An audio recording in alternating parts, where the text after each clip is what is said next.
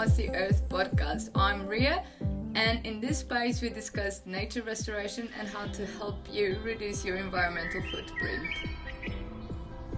Europe might not be anyone's first thought when thinking of true wilderness, but the truth is that there are beautiful wild areas and they are home to some of Europe's large predators. In this episode, we are going to find out more about the benefits these amazing creatures bring to our ecosystems, the challenges they face, and what would it take not only to protect, but also to help species such as bears, wolves, and lynx to thrive in modern Europe. In Europe, it's not just about creating huge areas of wilderness that are completely removed of people.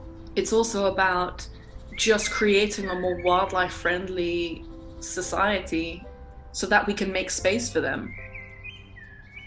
Today's guest is one of our conservation biologists, Hannah Kirkland. She manages our reforestation projects and some of our rewilding projects. So Tiago and I manage those together because, we both have studied conservation biology and I've been doing a whole bunch of different things. I've worked in Zambia, I've worked in Canada, but this in particular, now that I'm settled in Scotland and I'm able to kind of see these projects through and see the impact on the ground, I get to go out and see the trees that we've been planting. It's a bit soon to see them growing, but I'm looking at the bare landscape and I'm seeing it change from being completely barren to having thousands of little Scots pine trees, as well as the rewilding projects that we've got here. So I love what we're doing. I love being a part of it. Oh, that's super cool. And within your profession, do you have like a favorite part? I love field work. For any biologist now, a lot of the work is behind a computer, and that's super important. But the days that I get to go out into the field, in a couple of weeks, we're going to be going out and scouting a location for an eagle nest platform that we're building here in Scotland. So those days that I get to kind of see, on the ground what we're doing, I think that's the most rewarding thing for me. And even though we can't see, we're not going to see an eagle on the platform tomorrow, but, we see the little steps that we're taking, and you just have to have a little bit of imagination to see, the one day that could be home to baby eagles, where they're born, and seeing the forest that we're growing is going to be home to all these amazing wildlife species, and just being able to really see that closely on the ground is such a privilege.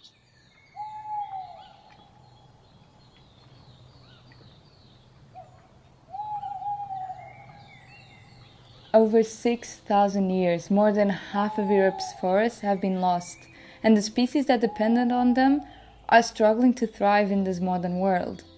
Most Europeans have gotten used to a landscape devoid of wildlife and forgotten what it is to experience true wilderness, just a quick ride from home. So how can we remind people of what it once was and rewild this Europe of ours?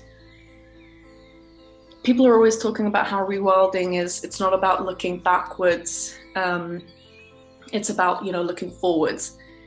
But when you think about how much we've changed the landscape in Europe, and then recognizing that we should be trying to undo some of that. So it is a little bit about looking backwards. It's about thinking, what have we done to Europe? In the UK, for example, we have no large predators. And it's so difficult for us to think about what it's like to live alongside them again. It's completely out of our consciousness. I know I'm going to walk in the woods and just know that I'm not going to stumble across them. I'm not going to see their prints. I'm not sharing the woods with a large predator. And I think personally that's missing, that ability to go and be in those places. For me, that's really important. George Monbiot calls it ecological boredness. It's super exciting to be able to, even if you don't see them, that you're sharing this space with these impressive wildlife. Yeah. What could it look like if we did embrace large predators in Europe? So what are the benefits these predators can bring to our ecosystem, and why are they so important? It's well recognized that they play an important role in the ecosystem. And all you have to do is look at what's happening in the UK with our deer populations. One of the major threats to the woodlands that we're trying to restore here in Scotland is that there's just so many deer that they eat all of the young trees. Yeah. And there's big fences to try to protect these woodlands to keep out the deer so that they can grow, because without that, or without bringing our deer populations down, which is what these predators would have done, these whole ecosystems are basically, completely degraded, and the wildlife that rely on them are declining or have disappeared. Yeah. So yeah, I mean, ecologically, they have a huge role to play. And I think I also think, I don't know, maybe this is not very scientific, but they have a right to be in these places. It's not, obviously it's easy for me to say, not actually living alongside them. I don't have to think about my cattle, my sheep, or something. But I just think, if we could learn to, that we don't think the solution to the problem is to remove them. The solution to the problem is to learn how to live alongside them.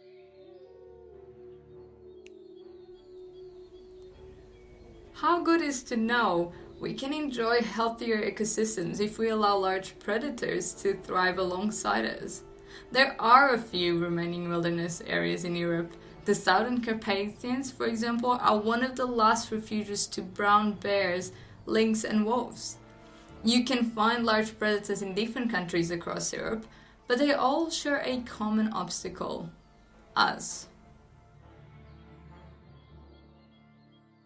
There's a number of different things. The landscape is highly fragmented. So a lot of the species, a lot of the predators, when we remove them, it's been very hard for them to make a comeback. In Scandinavia, for example, lynx have kind of recolonized places where they disappeared because that habitat is still intact for them to move. In Western Europe, we have to, if we want to bring them back, as the case as happened in Switzerland with the lynx, is that they had to bring them back. They had to actually reintroduce them because they just can't come back on their own. So habitat loss, habitat fragmentation is a huge problem. Also persecution. A lot of these places, they were hunted to extinction. In the UK, they disappeared. The last wolf was hunted, quite close to where I live. Wow. And so, yeah, I think tolerance and acceptability and learning to coexist with them and changing attitudes and that kind of thing.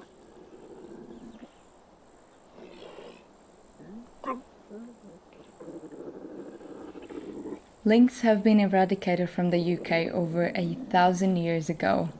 The cause? Loss of habitat and persecution.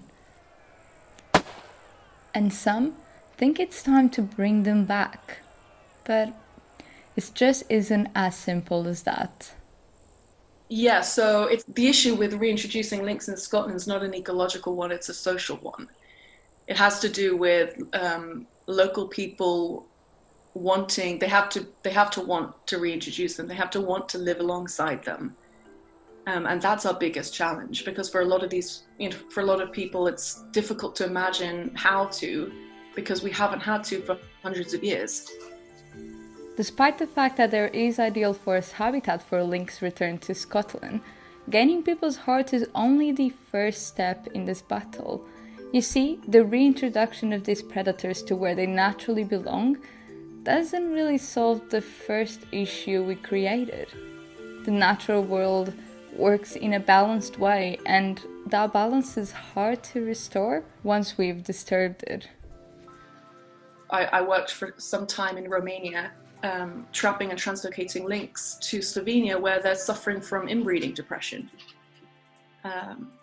So they were actually reintroduced to Slovenia back in the 60s, I believe, and they reintroduced a small number of related lynx.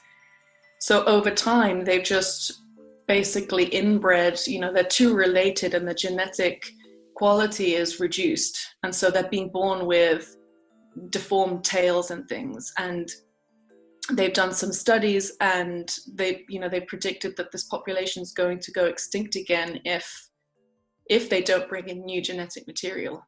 So, for example, if lynx were ever reintroduced to the UK, it would likely, it would have to be multiple reintroductions, because you'd be reintroducing a small number of lynx at the beginning, and then as the population expands, you would need to bring in new genetic material. And I think in the case of Portugal, where we've just launched this new rewilding project, which we'll talk about later, one of the issues is the small population size of the wolf there. Yeah, and so you were mentioning about the project in Portugal, and we'll get to that. But in general, for now, focusing on the human and wildlife conflict, what are the different issues? When you have people from conservation organizations or academics from universities trying to make something happen, if they don't work with rural people, these people are going to feel like they're not being listened to, they're not being heard, these things are being forced upon them, and that's never going to work. If you try and bring an animal back,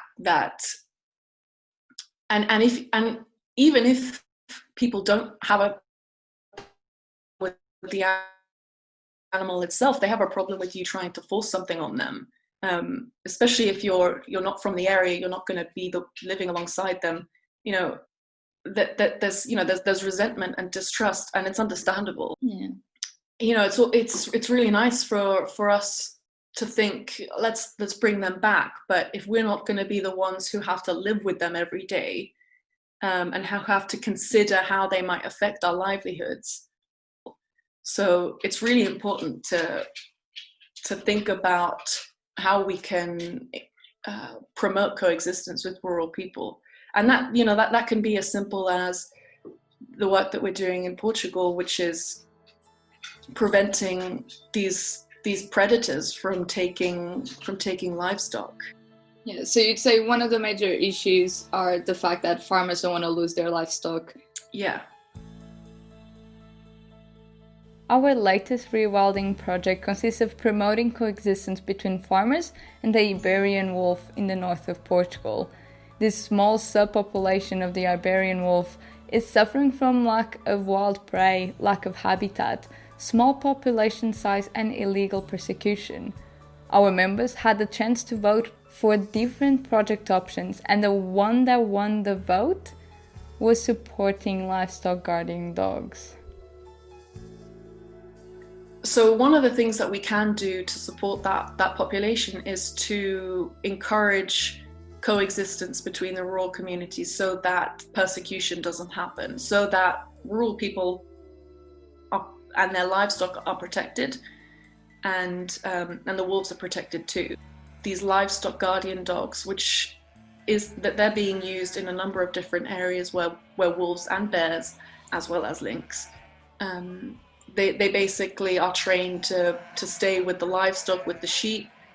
They can actually chase away these predators. They're large enough, they're brave enough to chase off a wolf or a bear.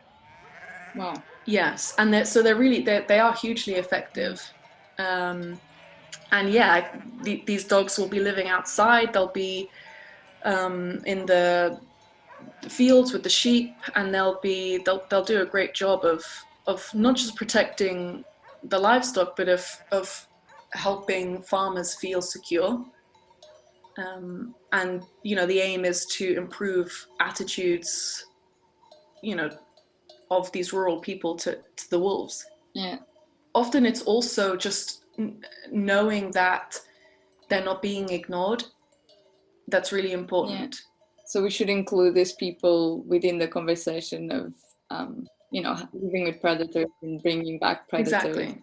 And supporting them. Exactly. Yeah, that's pretty cool. It surprises me that a dog could chase a bear away, because it's just like I don't know if you've had any experience with that, if you know a little bit more about that and the case in Romania, for example. I mean, I've seen the dogs in Romania, and they are enormous. They're not as big as a bear, but I think with bears especially, like they don't want to be around people. They don't, they're quite timid creatures. So I think a big enough dog running towards them it's gonna spook them. Oh wow. Do they actually just run after them until they're gone? Do you think? Yeah. I mean, that's what I've heard. I don't have a huge amount of experience with them, but what I've heard is that like it's key that they chase them, and they also bark as well, so that will get the attention of the shepherd or Yeah. the farmer. Yeah. So yeah, there's kind of different things at play there. As Europe rapidly loses its biodiversity and wildlife habitats, it's key that we make room for these predators in our lives. Coexisting with large predators could be better managed if only people knew about the different species and their behaviors. The better we understand them, the easier it becomes to live alongside them. I mean, for example, bears are largely, a huge amount of the food that they get is berries and foraging and things like that. They also scavenge a lot of meat, so they'll often steal prey of a lynx or a wolf. Oh. And lynx, for example, the way that they hunt is it's an ambush style of hunting, so they need forest cover. So lynx actually pose a much lower threat to livestock than any of the others, because unless you've got your sheep, they won't take anything big like a cow. Yeah. They might take a calf or something, but typically the threat is sheep, and unless you have your sheep in a wooded area, that they're not going to be able to ambush them. They're not going to be able to surprise the sheep and hunt them. So okay. In Scotland, for example, the reintroduction of the lynx wouldn't really pose that much of a threat to sheep, because we graze our sheep out in the open landscape. Yeah. And they're surrounded by fences. So the lynx if it wants to take one, it has to go out into the open and it has to jump a fence. And both of those, and there's so much wild prey that it just seems like hard to believe that it would want to go for a sheep. Yeah, but this is something that people from the areas probably don't know as well. Yeah, it's a lot about education as well. Yeah, so if a better understanding of these predators will enable people to feel a bit more comfortable, because they kind of understand the ecology, the hunting behavior, I think that would be really effective in improving attitudes towards these predators. Yeah. And do you think that people are also aware that most of these animals are actually not that dangerous to us? They rather not engage? Like, what do you think the popular mentality is when it comes to this? I think that would be a really interesting area of research. But just anecdotally, I've experienced kind of lack of awareness of how much of a threat these species do pose, especially with lynx and wolves, because you do hear about bear attacks that happen very rarely in the US. But yeah, I mean, I think people think, for example, that the lynx is a threat to us, but the lynx is the size of a large dog, and they're not a threat to us. And I think people, even with the wildcat up here, so there's the only native felid species that we still have is the wildcat. It's really endangered. It's the size of an actual cat, a domestic cat. Yeah. And I think a lot of people don't really know that. They don't know what a wildcat is. They don't know what a lynx is. So I think educating them on what these species are and what they mean to us in terms of how much of a threat they are to us will be key. Yeah. So now I was wondering, what would be the benefits that humans would take from embracing living with large predators? we will benefit from a healthier ecosystem. So if they, what we did when we removed predators is just completely mess up the balance between predator and prey. And that's what we're seeing in Scotland. They see it a lot in North America as well. This overabundance, or they call it hyperabundance, of deer. These herbivores bring a whole range of ecological negative impacts. They carry ticks, and any kind of tick-borne disease like Lyme's disease, that's a threat to people. Yeah. Also, road traffic accidents are a big problem where deer are so abundant. So, with reduced deer populations, we're going to see less of, less Lyme's disease, less traffic accidents and things like that. I think tourism is a huge thing as well. I think the case of the wolf when it was reintroduced to Yellowstone, I think they did the maths, and it was just going to be hugely financially beneficial to bring wolves back and have those extra tourism revenue coming into the park and the communities. Particularly like wolves, people like to see them in the winter, and that's usually when things, when the tourism industry dies down. Up here, things completely close, like cafes, hotels and stuff close for a couple of months because nobody comes up here because it's a long winter, it's a cold winter, it's harsh weather. So having something like wolves enticing wildlife tourists up here, I think, has the potential to be really financially beneficial to the communities, as well as, like, I think for us, you and me, and a lot of people like us, we want, just from their intrinsic value, we want them to do well. We want them to thrive. We want to be able to share the landscape with them. I think for me, being able to walk in the woods and know that a lynx could also be there, or could have crossed the path in front of me an hour earlier, is really rewarding. And I think so for a lot of people who love the outdoors and who love wildlife, we could get a lot from predators. We could feel more connected to nature, maybe into what wilderness is supposed to be. Yeah, exactly.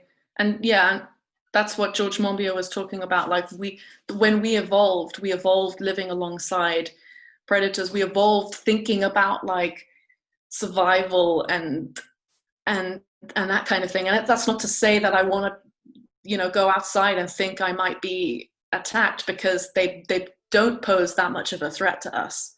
Wolves, like, they haven't attacked anybody in decades in Europe. But yeah, it's still exciting. It would still be a thrill to, me, I even love just finding, scat and tracks and stuff. So yeah. This is the moment to help the remaining populations of wolves we can find in Portugal, the brown bear and wolf population in Spain, and keep preserving the last wilderness areas like the Southern Carpathians, so large predators can thrive.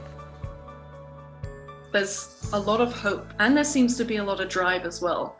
I think working in this role is great because it's really inspiring, because I just feel like there's so much going on to return wilderness to Europe. And it's not just, I think there's different types of rewilding. There's small scale rewilding where we rewild our gardens and attract pollinators and things like that. But there's also incredibly ambitious projects happening. And in Scotland, we've returned things like the white-tailed eagle, which is, our largest bird of prey.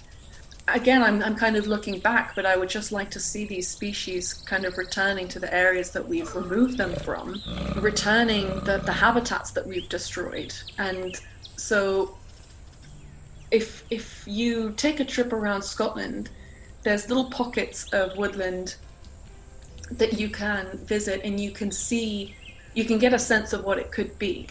yeah, sometimes when I'm in these woods, I kind of forget and I think like I'm walking a trail and I'm thinking, if I didn't know any better, I could think that um, I could walk around the corner and come across a lynx.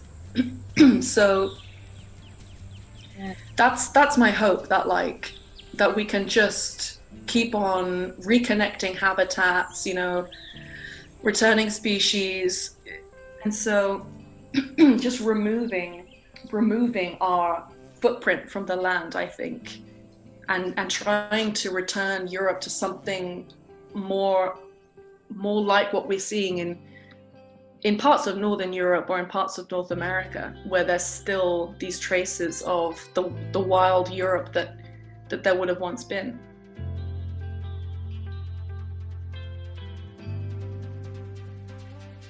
Just a quick reminder for our listeners, here at Mossy Earth we have our own rewilding and reforestation projects, which you can help support through our membership. By becoming a member for just £10 a month, you'll be planting 4 trees every month and contributing to the implementation of 6 unique rewilding impact projects per year. You will receive a photo and a GPS coordinate for each tree planted and have the right to vote on our project decisions. So, if you'd like to join our projects, head over to mossy.earth and become a member today.